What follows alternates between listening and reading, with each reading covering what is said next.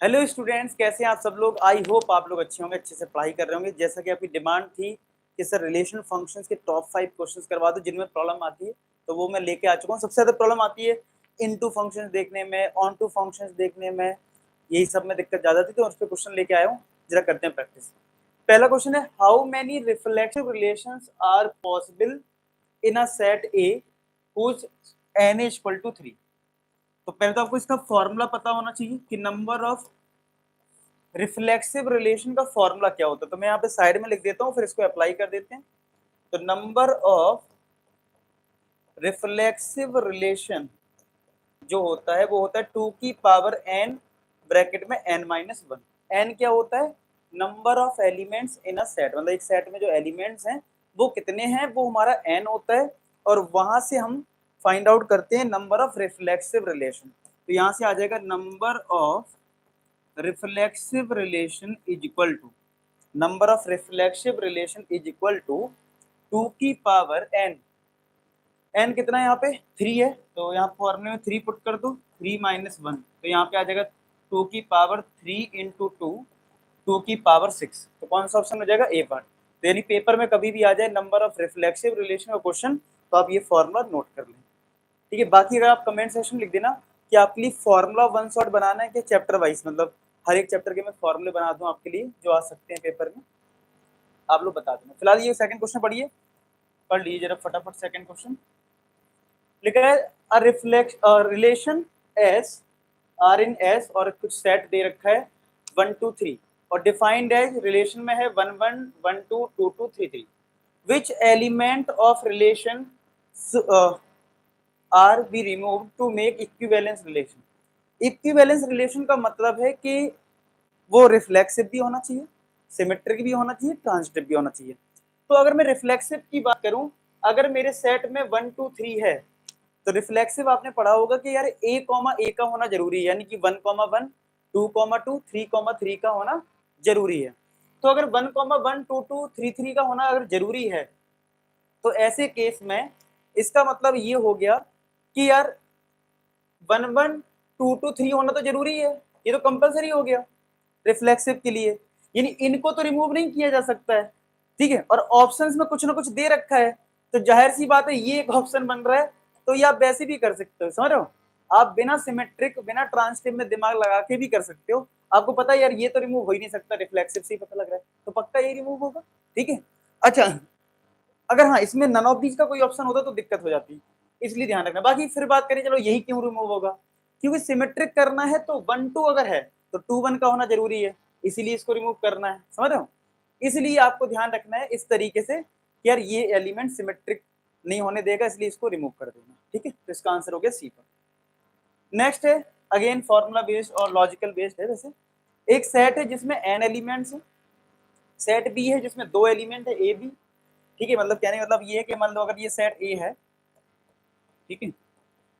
अच्छा मैं आपको एक चीज और बता दूं फटाफट, ये जो अपना यूट्यूब चैनल है इस पे आप क्लिक करना, इसकी प्लेलिस्ट में जाना।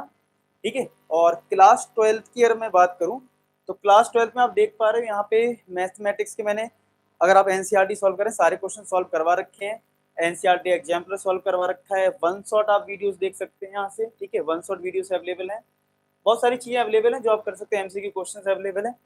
चलिए अब बात करते हैं सेट ए में हमारे पास एलिमेंट है n, 1 2 3 4 5 dot dot n elements.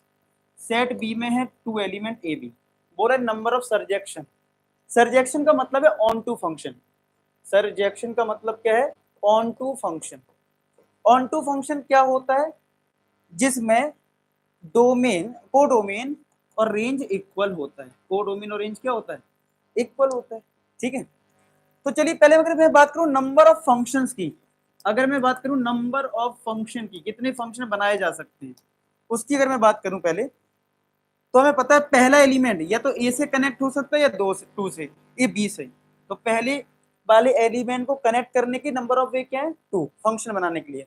Similar 2 के पास भी 2 चॉइस हैं, इसका मतलब सारे नंबर के पास चॉइस कितनी है? 2। ये n एलिमेंट्स है, तो क्या ये 2 की पावर n आ गया? 2 की पावर n आ गया, ये तो टोटल फंक्शंस आ गए। अब ऑन टू की कंडीशन क्या है कि डोमेन और कोडोमेन रेंज, कोडोमेन और रेंज इक्वल होना चाहिए। अब देखना, फंक्शन की बात करें तो फंक्शन में वो केस भी आ जाएगा जब 1 ए से कनेक्ट हो, 2 ए से कनेक्ट हो, 3 ए से, यानी सारे एलिमेंट ए से कनेक्ट हो जाएं तब भी ये फंक्शन है। ध्यान रखना, एक एलिमेंट की दो इमेज नहीं हो सकती है, लेकिन डिफरेंट डिफरेंट एलिमेंट की सेम इमेज हो सकती है, तो बी छूट जाएगा उस केस में, यानी कि ये भी फंक्शन है। यानी कि 2 की पावर n जो आपने आंसर निकाला है नंबर ऑफ फंक्शन का, उसमें ये वाला भी केस है। लेकिन ये चीज ध्यान से देखो, तो रेंज में तुम्हारा सिर्फ ए आ रहा है और कोडोमेन में ए भी है। कोडोमेन क्या होता है? बी वाला सेट। तो यहाँ पे तुम्हारा कोडोमेन और रेंज इक्वल नहीं हो पाएगा, यानी कि फंक्शन तो है। अगर मैं बात करूं यहाँ पे कि फंक्शन है या नहीं, तो फंक्शन तो है, क्योंकि फंक्शन देखते हैं डोमेन से, और डोमेन में क्या होता है? हर एक एलिमेंट की डिफरेंट इमेज आनी चाहिए। तो इसकी इमेज ए है, 2 की इमेज ए है, समझ रहे हो? मतलब डिफरेंट एलिमेंट की सेम इमेज आ सकती है, एक एलिमेंट की दो इमेज नहीं हो सकती, तो ये फंक्शन तो है। सिमिलर, जैसे मैंने ए से कनेक्ट करा, ऐसे दूसरा केस हो सकता है जब सारे एलिमेंट बी से कनेक्ट हो जाएं, तब भी ये ऑन टू नहीं हो पाएगा, क्योंकि कोडोमेन और रेंज इक्वल नहीं आएगी। इसीलिए हमारा जो आंसर होगा वो आ जाएगा बी पार्ट। 2 की पावर n में दो केस आपको माइनस करने होंगे, तो आपको सर्जेक्टिव यानी ऑन टू फंक्शंस मिल जाएंगे। आई होप आपको समझ में आ गया होगा। नेक्स्ट है हमारा, a set A has 3 elements, set B has 4 elements, then number of injective functions can be defined। मतलब सेट A के पास, सेट A के पास है एलिमेंट 3, मान लो 1 2 3 4 एग्जांपल, ठीक है। सेट B के पास है 4 एलिमेंट, मान लो A B C D, ठीक है। और हमें इस बार क्या करना है? इंजेक्टिव। इंजेक्टिव का मतलब है one one function, one one function. और वन वन फंक्शन क्या होता है? जब एक एलिमेंट का एक ही कनेक्शन हो, समझ रहे हो? फॉर एग्जाम्पल, अगर मैं इस वन की बात करूं, तो वन किस किस से कनेक्ट हो सकता है? ए से, बी से, सी से, डी से, यानी पहले वाले वन के पास 4 चॉइसेस हैं, ठीक है। अब अगर 2 की बात करें, तो 2 के पास 4 चॉइस नहीं होंगी, क्योंकि वन किसी से तो कनेक्ट हो चुका है ना। अगर आपने 4 केस लिख दिए हैं, इसका मतलब वन या तो फिर ए से कनेक्टेड है, या बी से, या सी से, या डी से। उस केस में 2 के पास एक कम चॉइस होगी कंपेयर टू 1, क्योंकि आपको वन वन बनाना है। वन वन का मतलब ये कि अगर वन ने ए के साथ इमेज बना ली, तो अब ये 2 जो है इसके साथ नहीं जा सकता है, क्योंकि एक एलिमेंट की अपनी यूनिक इमेज होती है। वन वन क्या होता है? वन वन में क्या होता है? एक एलिमेंट की अपनी एक इमेज होगी, समझ? इस तरीके से एक एलिमेंट की एक इमेज, इसको बोलते हैं वन वन। तो इसका मतलब 2 के पास चॉइस बचेंगी 3। सिमिलर मान लो अब 3 बचा, तो 3 के पास चॉइस बचेंगी 2, तो इसका आंसर कितना हो गया? 24। B part. आया समझ में? इस तरीके से करना है। लास्ट क्वेश्चन देख लेते हैं। लिखा है F such that N arrow N और F X equal to 2x है, और बताना ये फंक्शन कौन सा है? वन वन है, ऑन टू है, इन टू है, ये बताना है। जो वन वन नहीं होता तो वो इन टू मान लेते हैं, ठीक है। जब एक एलिमेंट की एक इमेज नहीं होती ना, ये वाला केस जो है, ये वाला केस आपको इस तरीके से, इन टू अलग हो जाएगा। लेकिन आपके कोर्स में जो है ना, आपसे क्वेश्चन पूछेगा वन वन ऑन टू का, ठीक है। आपको ये ध्यान रखना है, ठीक है। अब आप ये ध्यान रखो, नाम से याद रखना कि वन वन को इंजेक्टिव बोलते हैं और ऑन टू को सब्जेक्टिव बोलते हैं, ठीक है। और वो जो केस है ना, वो मैनी वन हो जाएगा, मतलब बहुत सारे एलिमेंट कनेक्टेड है ना, वो वाला जो केस था, वो वन वन की जगह क्या हो जाएगा? मैनी वन, ठीक है। ये ध्यान रखना। अच्छा जी, ये इतना समझ में आ गया आपको। अब इस क्वेश्चन में जरा पढ़ लो आप लोग पहले क्या है। अब जब कोई फंक्शन वन वन नहीं होता तो वो इनटू हो जाता है, ऐसे ध्यान रखिए। मतलब वन वन नहीं है, तो अगर बहुत सारे एलिमेंट एक एलिमेंट से कनेक्ट हो रहे हैं तो मैनी वन बोलते हैं। और अगर जैसे इस वाले केस में आप देख पा रहे हो, इसमें क्या है? कोडोमेन रेंज इक्वल नहीं है, तो ये इनटू फंक्शन हो जाता है। क्या हो जाता है? इसी को इनटू बोलते हैं, ठीक, इसी को हम इनटू बोलते हैं, कि कुछ एलिमेंट छूट गए। और यहाँ पे मैं ऑप्शन एक चेंज करके कर देता हूँ, one one and onto, ठीक है। चलो, one one and onto दोनों। हमारे पास क्वेश्चन है F X equal to 2x।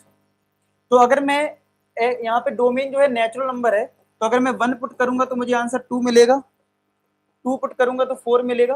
तो अगर मैं इस चीज को देखूं, तो 1 पुट करने से 2 मिल जा रहा है, 2 पुट करने से 4 मिल जा रहा है, 3 पुट करने से 6 मिल जाएगा। यानी कि हर एक एलिमेंट की अपनी डिफरेंट इमेज तो आ रही है, इसका मतलब वन वन तो है।